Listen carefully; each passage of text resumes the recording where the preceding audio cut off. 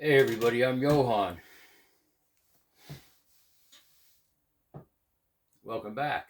Welcome back. This is kind of like a follow-up video to the last one, but I'm not going to really talk about recovery.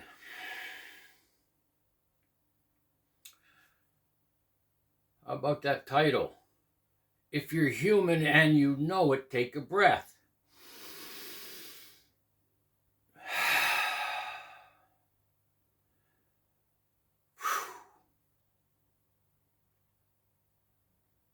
I can't wait till it gets warmer,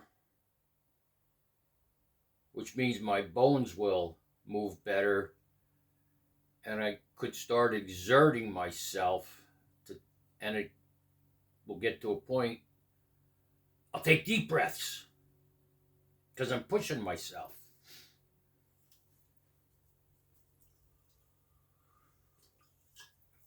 Have you tried these? Pellegrino. I'm not even going to try to pronounce it.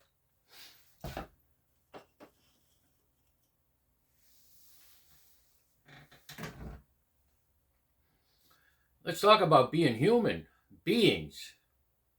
Human beings. All right, so just to be clear, it is 2025. So if you identify as a human being, this video's for you. If not, you identify as something else, leave a comment. We welcome everybody here as long as you're nice in the comments. Let's talk about being human. Being human.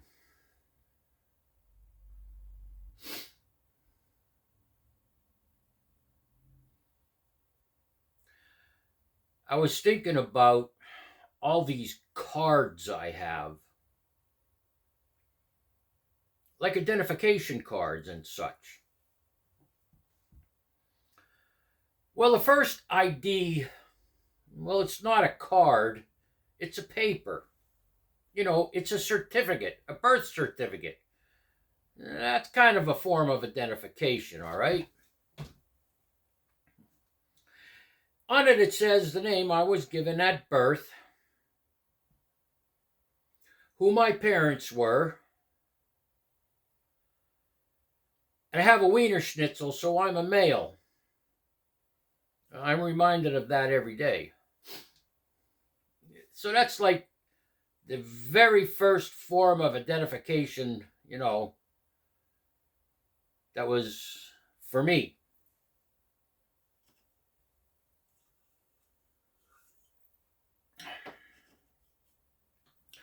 When I was in school, we didn't have to have school IDs. So the other form of identification I had was when I was 15 and got a permit to operate a motor vehicle in Pennsylvania. Back then, you only had to wait 30 days to take your test. I was already driving for 3 years at least. I owned a couple of cars by the time I was 15. Did I tell you that story? So I live in the coal mining regions of Pennsylvania. I bought cars cheap. My first car was a 1955 Chevy that I bought for $25. But I used to go on coal mining roads all over the mountains and to the next town on these old roads in these cars that weren't licensed, and I didn't have an operator's permit or an operator's license. So that was the second form of ID. Birth certificate 1, driver license. Operator's permit, operator's license. Well, back then you didn't have to have insurance at first, so at some point then, along with my operator's ID card, I had to get. I go back. Let's go back. So you purchase a vehicle, you get a title, unless a bank has a lien on it. So now you have this identification certificate that identifies you as the owner of a vehicle. And with that comes a registration card, because you just can't have a vehicle and drive on the street. According to the law, it needs to be registered. So I have a birth certificate. I have an operator's license. I have a title to each vehicle I have, and a registration card. And now you have to have an insurance card, to show proof your vehicle's insured. How many is that? Like 5?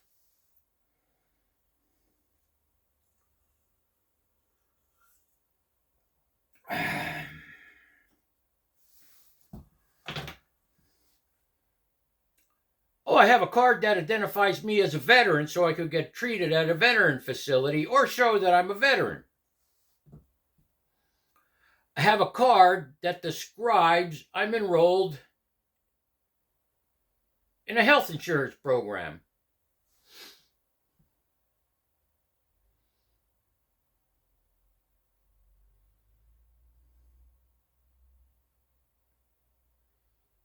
I think those are the only valid forms of identification.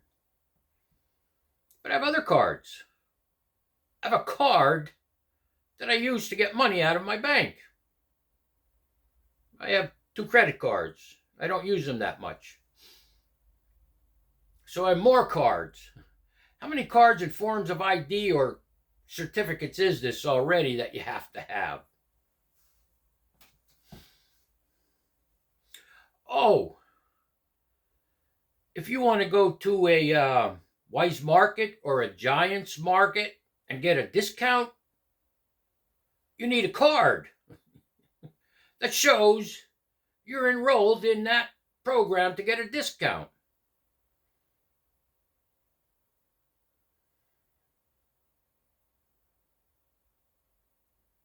What's that, about 8 or 9 cards in your wallet already? Maybe more.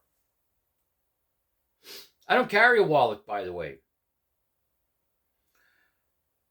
The chiropractor I go to, I first saw in 1995. I still go to him. He told me right away, don't keep the wallet in your back pocket because it pushes up against your hip and knocks your back out. And I also learned shortly thereafter, I miss it. Boy, would I like to get a stick shift car now. When I push in the clutch and lean over to shift, out goes my back. Boy, getting old sucks. But it ain't for pussies. LOL. So you get all these cards, right? So I don't carry a wallet. When I leave the house, I carry my veteran's card, my operator's license. In my vehicles are registration cards and insurance cards. So I carry on me my driver's license. Let's just call it that. My driver's license, my veteran's card, and my card from my bank to get money out,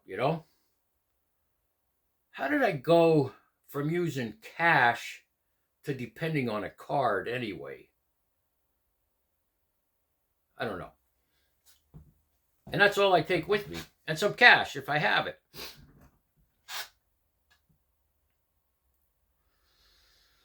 Oh, I forgot. If you want to vote in Pennsylvania, you get a voter's ID card with your name, the party you're affiliated with, so you carry that too. Well, I don't till voting day. Man, all these things I got to identify with. Oh, I have a passport. I have a passport as well. They're good for 10 years. I have to see if I need to update that yet.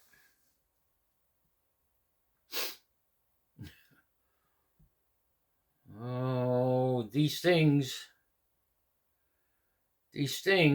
well, maybe the birth certificate. Identify who I am as a person, a human being. I'm a human being.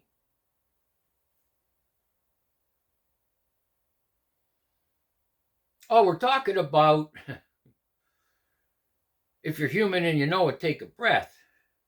And we're talking about forms of ID, these are certificates and all these things we have to carry, to operate a vehicle, pay for goods or supplies, and don't forget the cards to get a discount, right?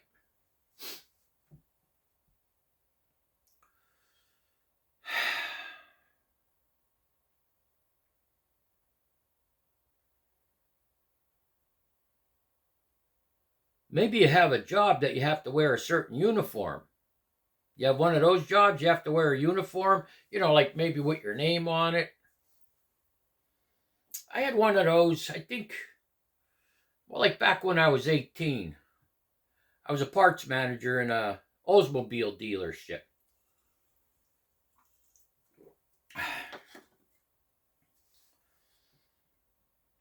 Oh, and I wore, I had well, I was able to be approved as a member of the Salvation Army to wear a Salvation Army uniform. So I had one of those uniforms. Oh, yeah, I had an Army uniform in United States Army, not the Salvation Army.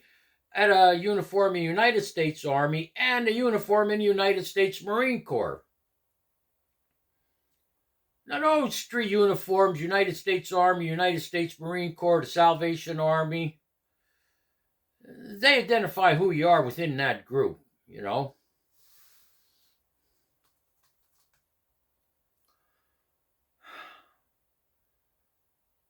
I guess you've seen me in videos. I still wear utility trousers from the military. Well, they've changed the type of cloth they use and patterns, but I prefer these from the old-timey days, these BDUs, because they're light. Now it's cold out, so I'm wearing long johns underneath them. Why do they call them long johns? Why aren't they long bills? Look it up and get back to me, please. And so I like these. If these get wet, they dry quick. And I have cargo pockets on, which I've often used. If I'm on a motorcycle and I stop to get some groceries, and maybe I can't fit them all in the bags on my bike, I could stuff a lot in these cargo pockets. Been there, done that. Half a gallon of milk in this one, half a pound of cheese, pound of beef in this one, and a bottle of ketchup. Maybe an onion. If you're if you're human and you know it, take a breath.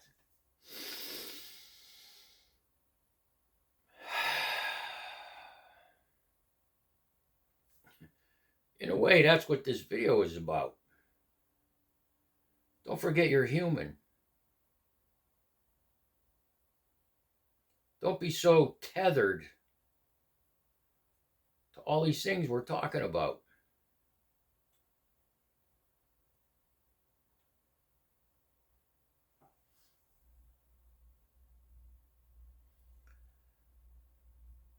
What do you do as a human being to be human? Let me repeat that. What do you do as a human being to be human? Well, besides eat, drink water, and go to the bathroom and breathe, okay? What else do you do?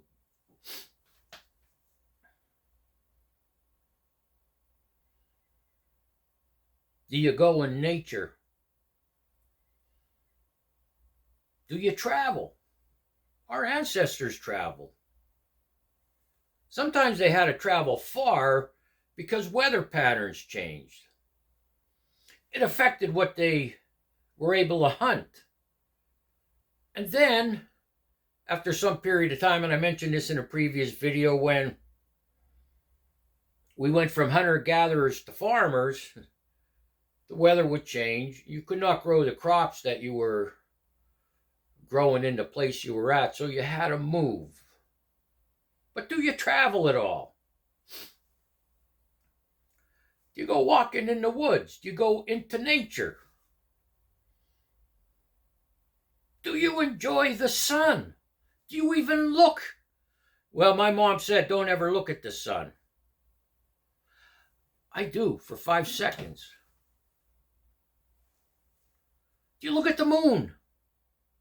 The moon's been bright here on the East Coast the last few days. Real bright, bright, white, bright. Do you look at the stars? Do you go out at night and look at the stars? And if you live in a place where there's what do they call it? Where there's a lot of lights, that interfere with your ability to see stars, do you go somewhere to look at the stars like our ancestors did?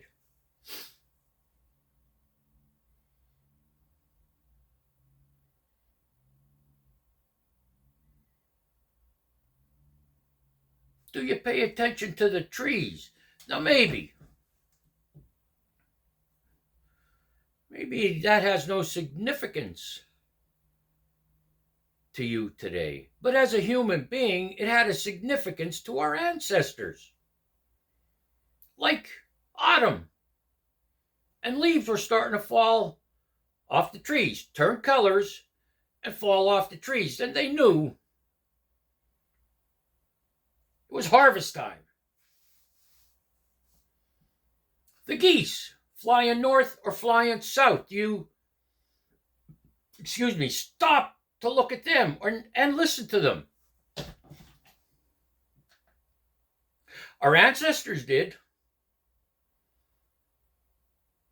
Geese flying south when the leaves were turning, well, that meant winter was coming.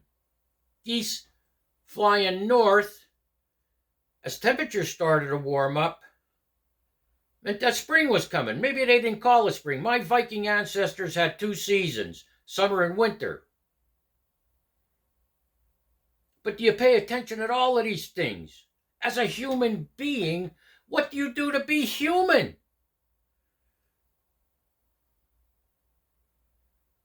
You know what I love now?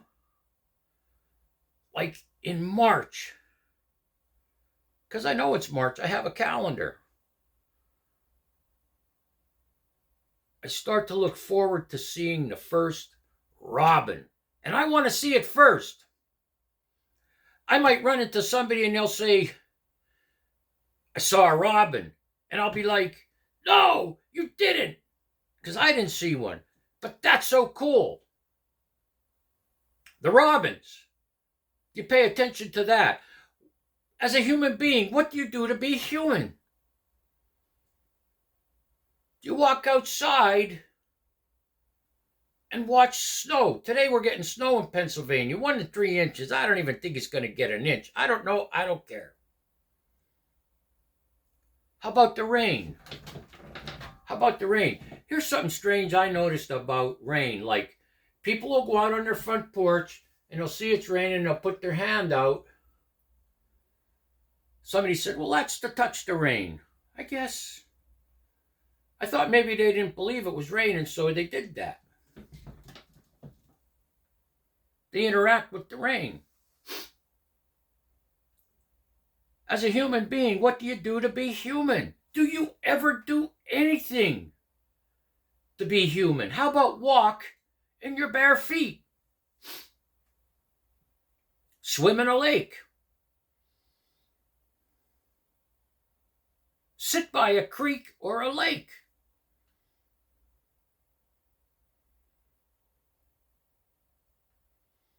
As a human being, what are you doing to be human?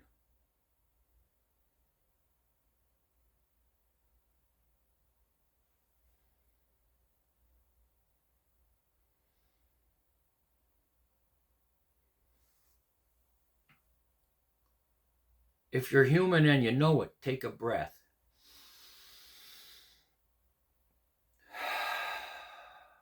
I'll catch you in the next video, hopefully. Johan out.